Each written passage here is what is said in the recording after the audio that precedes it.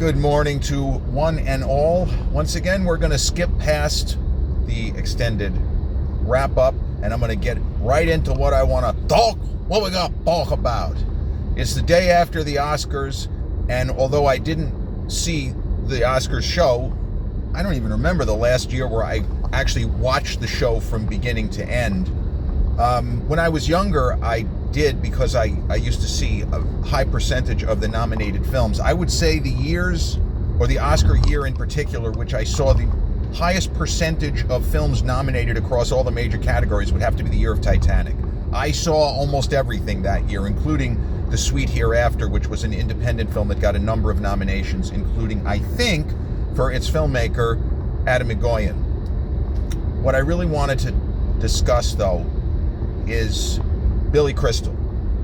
So Billy Crystal, I contemplated doing an episode. His birthday was 2 days ago. He turned 78. Billy Crystal, born March 14, 1948.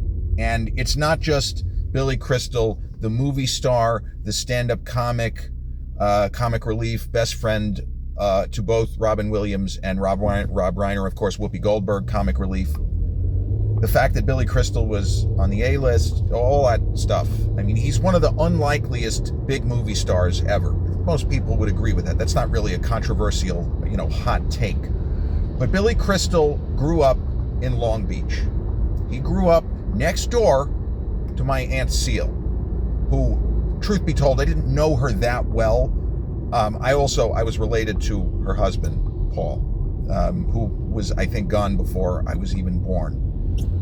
My Aunt Seal made such an impression on Billy Crystal as a younger person that when he started performing, when he started doing stand-up and appearing in, productions, and he would do impressions, he mentioned Seal Weinstein a lot. And on his Broadway show, 700 Sundays, which was pretty successful in its own way, she's referenced repeatedly. And so my cousin, he's also a friend, but my cousin Scott is the kind of family connection to this. Scott was Aunt Seal's grandson. And he knows Billy personally and would consider him a friend. They have some really great pictures together. So there's always a little bit extra for me with Billy. And I never met him. I never met Billy Crystal. He wouldn't know me if I fell over him. I would have to say, "Oh, I'm so-and-so's cousin," and he would say, "Oh, like that sort of thing." I did submit a screenplay to Billy Crystal's company in the summer and fall of 2000, because Billy, obviously, world's biggest Yankee fan, and he had done the movie, at the time, actually, he was working on the movie 61, about the home run chase between Mickey Mantle and Roger Maris. And may I point out, that was some of the best casting ever. Getting Thomas Jane to play Mickey Mantle, he really looked a lot like Mickey Mantle. And Barry Pepper as Maris, Billy Crystal even talked about it. The first time I saw Barry on screen was Saving Private Ryan. I said, "Holy shit, who is this kid? He looks like Roger Maris." It's always great when you say, well, he doesn't just, he could play somebody. He actually looks like the person that he's portraying. But I submitted a screenplay, or actually the person I was working with, the manager, submitted my Brooklyn Dodger screenplay to Billy Crystal's company, and they supposedly liked it, but they made a little bit of a joke. Whoever answered the phone, or whoever actually read it at Billy's company, said that, the Yankees are kind of the bad guys in this script, so to speak, so we're going to have to take a pass, but thanks for sending it to us. And we knew he wasn't going to do it. He was already working on a baseball movie. But there's something about Billy Crystal, and everybody at the Oscars, all of the actors, actresses, they're all performers. In many cases, they're born performers. This is just something that they do. But Billy Crystal has now eulogized publicly 3 people, 2 of whom he would have counted as best friends, or very close to best friends, and another of whom is someone he was close to for decades. And each time, not only did he speak beautifully, did he speak from the heart, he maintained his composure the whole way through. I don't understand how that's even possible, because we have seen trained people completely lose their shit when having to talk about someone who has passed. And in this instance, and in these instances, passed very recently. So in 2014, we remember that Robin Williams passed. And obviously there was a lot of tragedy attached to that because of the way he went, that he had been sick and he was going downhill. We all remember, it's terrible. It's all terrible stuff. The Primetime Emmys were, I want to say, a week and a half after, or maybe it was the next Primetime Emmys, but whatever it was, Billy spoke about his friend Robin at the Primetime Emmys, and it was beautiful and heartbreaking and devastating, but so much respect to him being able to do that. And then in June of 2016, in what was less of a surprise and less a sense of loss and more a celebration of a life, when Muhammad Ali passed away. And this was another thing, a lot of people didn't know that the two of them knew each other going back to the mid-70s, and he again knew how to find the right words to keep it upbeat, to keep it light, to not make a sad situation seem even worse and even more kind of devastating than it could have been. Billy Crystal, as he said last night, he met Rob Reiner in 1975 when he was cast, Billy that is, in an episode of All in the Family. And he and Rob Reiner hit it off immediately. The fact that those guys were friends, were close for more than 50 years. 50 years! And I remember a quote from Emma Thompson after, because she won her Oscar for Howard's End and Clint Eastwood won for Unforgiven, and Emma Thompson was in the room, the press room, getting her picture taken after having won the Best Actress Oscar, and somebody burst in and said, Clint just won for Best Director. And Emma Thompson, to no one in particular, just kind of blurted out, oh my God, I love him. And when Clint Eastwood was told that, because I don't think that he and Emma Thompson had ever met, she was just a fan. Clint said, at a certain point in your career, you realize you just become part of the landscape. Billy Crystal is part of the landscape. He's part of the tapestry of Hollywood as maybe the most unlikely major star that the business has ever had. Right? Doesn't have leading man looks, wasn't necessarily leading man talent, maybe as a comic actor. But Billy Crystal is just somebody who finds the right words and can deliver the right words. He had to have memorized what he said last night, but it sounded as if he was just speaking off the cuff. And then to bring out so many of the stars of Rob Reiner's movies from his career, from Carrie Elway's, Annette Bening, Kathy Bates, Kiefer Sutherland, Jerry O'Connell. And everyone was asked, some people couldn't make it, like Michael Douglas was not able to be there last night. You know, sometimes you're away, you're on location making a movie, or maybe it's too painful. You never know what people go through. Oscars, there are certain things that historically the Academy Awards have done right. And just to speak a little bit off Billy Crystal, Rachel McAdams' tribute to Diane Keaton last night was very well handled. Barbra Streisand's tribute to Robert Redford was also very well handled. I mean, a lot of huge names died this year, you know, and unfortunately Reiner's death being, I mean, it's easy for me to say the most tragic, but given the circumstances and the fact that, you know, he was in good health. I guess Rob was 77 or 78. Yeah, it's just all so bad and so ghastly. But we only have the words and the memories, and that was the other thing that Billy said, which was his movies will last a lifetime.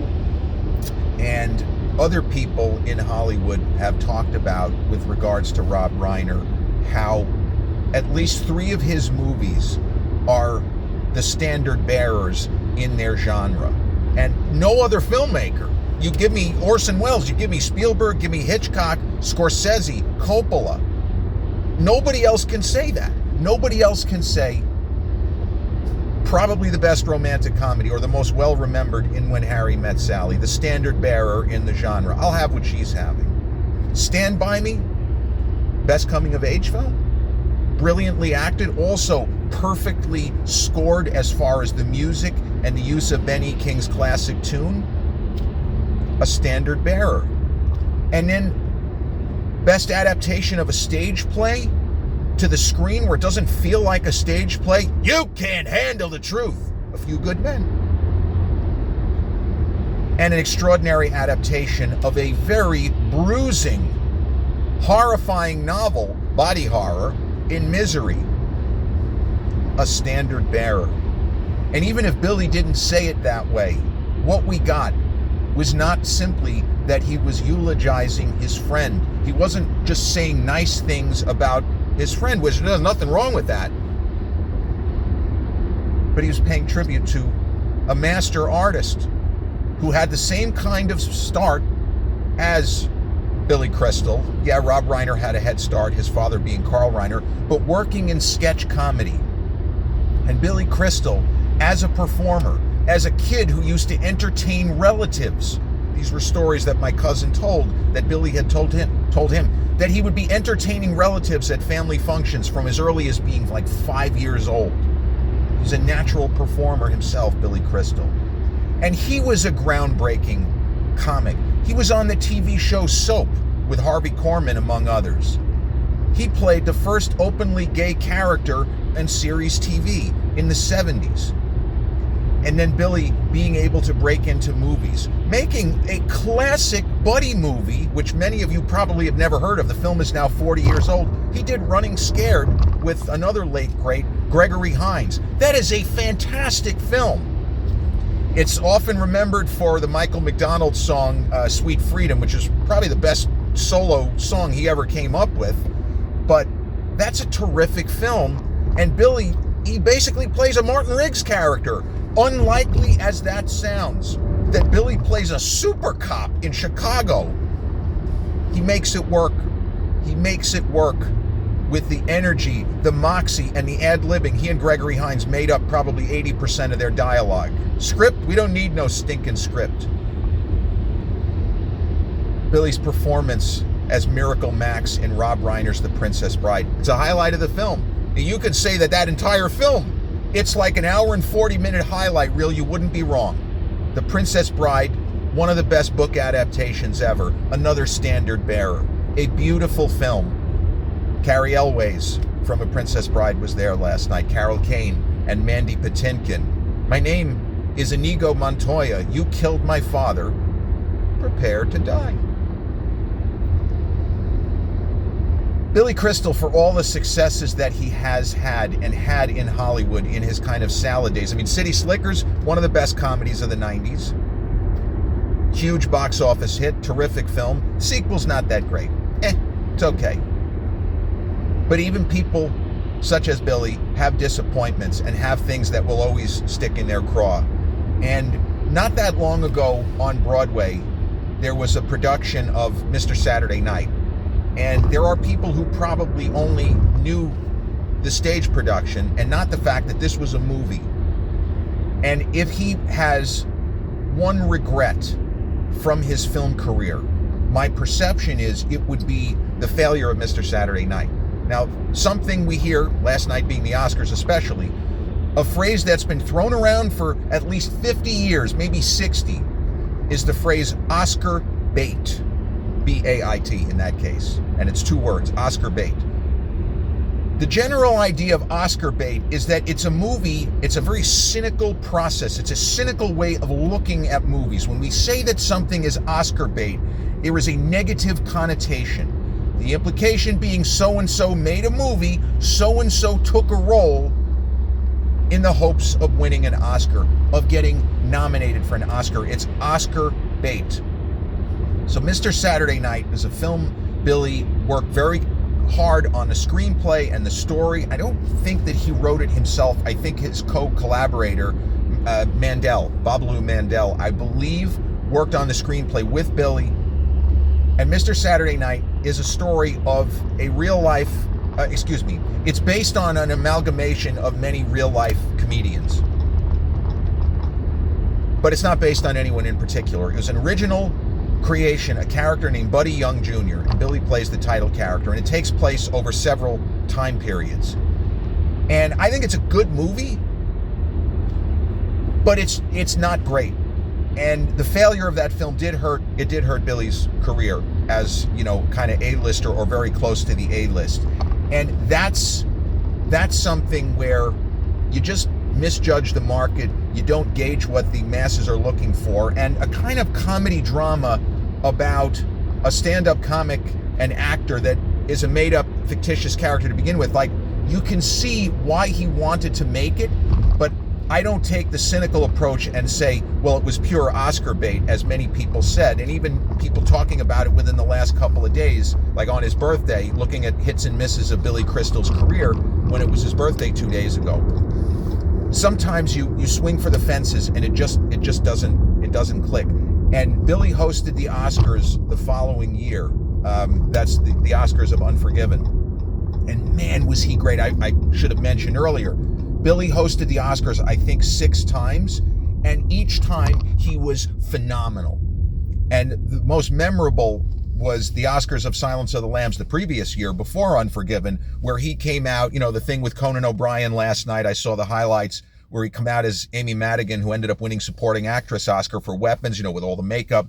Billy did skits like that, and at the Silence of the Lambs Oscars, he came out wearing that crazy contraption, like the Mad Max contraption from the Tom Hardy one, to make sure that Hannibal Lecter, I guess, couldn't bite someone's face off. You got to have him in some sort of a harness or whatever it is. But Billy Crystal as Oscars host, the year of Unforgiven, everyone knew that, or we were pretty sure that Unforgiven was going to win. Now, Billy was presumably crossing his fingers for A Few Good Men, Rob Reiner's film, which, it must be said, Reiner should have been nominated for Best Director. Rob Reiner should have had at least one Best Director nomination to his credit, and didn't. That was a mistake by the Academy. We all know they made a lot of mistakes over the last, almost 100 years since Wings back in the 1920s. But Billy, that night, after he did his little, song and dance number, making jokes about Unforgiven, making jokes about how young Matt Damon and Ben Affleck look, Good Will Hunting, and he famously said, the Oscars are tabulated by the accounting firm at the time, Price Waterhouse, but Matt and Ben are so young, it's Fisher Price Waterhouse, and Affleck is cracking up in his seat, and Matt Damon is laughing. But at the end of his little musical interlude at those Oscars, after poking fun at As Good as It Gets, and LA Confidential, and Unforgiven, and Good Will Hunting, Billy Crystal said and sang Mr. Saturday Night, and kind of knelt down on the stage to soak in the applause. And it's hard to watch that now and not feel bad, because we as just fans, we watch movies, we like movies, we don't like movies, we see films, okay, it's an okay movie. But him doing that, because Billy Crystal is one of the least vain stars out there. That's how he's always come across. He was really hurt, and that moment was, I felt that expressed how much it hurt that Mr. Saturday Night failed. The film cost like 40 plus million all told, and I don't even think it grossed a total of 20. But he just has a way. And it's terrible to think that he's had to do this now 3 times. 2 times being tragic, with Robin going so young and Rob Reiner dying under the circumstances that he did. So that's really, I'm sorry for this rambling episode. I'm a little bit all over the place, but the tributes last night, and in particular Billy's tribute to Rob Reiner, really put me in a reflective, nostalgic hopefully not too despondent of a mood. And I just wanted to share those thoughts with you, because I really don't have any thoughts on the Oscars proper. I saw so few of the nominated, the big movie. Sinners is the biggest movie that I saw. I think it won 4 Oscars total. Hey, congratulations to Michael B. Jordan. I didn't like the movie. As I say, I give it 9 out of 10, but I hate the movie, right? It's counterintuitive. But Michael B. Jordan was fantastic. Just as somebody watching the film, the way he was able to delineate between the characters of Smoke and Stack, beyond reproach. He's a great actor, and he's a fine filmmaker, as we saw with Creed 3. Did a really good job with the editing and getting things together. And he's terrific. I'm glad he won. I am glad that Amy Madigan won for Weapons, even though I didn't see the movie. I've always been a fan of hers. And one little clip that came up again and again, and she's talked about it, was at the Oscars of 2000 when Elia Kazan was given a Lifetime Achievement Award. And a lot of people in the business weren't happy about it because he named names. He talked to the McCarthy people when he really didn't need to. He didn't have to do it. And a lot of people got fucked over by that. And Amy Madigan and Ed Harris, famously, as Elia Kazan was being honored and he was on stage, they sat there staring fucking bullets at him on stage. And a lot of people said, well, what was the proper response? And Roger Ebert, I think, even said, I feel like Steven Spielberg got it right. He didn't stand up, but he very slowly and quietly applauded. He said, okay, we'll do that. But certainly take no issue with anybody who either booed, although maybe a couple of people hooted. But man, the look on Ed Harris and Amy Madigan's face sitting next to each other, it looked like Ed was going to run up there and beat the shit out of him. Yeah, that would have been something. Reboot The Matrix and have Ed Harris charge the stage and pummel Elia Kazan at the Oscars. Anyway, I hope you've enjoyed this episode, mostly focusing on really, really great talent and the composure and the kind of manner of Billy Crystal, who turned 78 the other day. So on this rainy and once again miserable Monday morning, I hope you have a great rest of your day. Peace.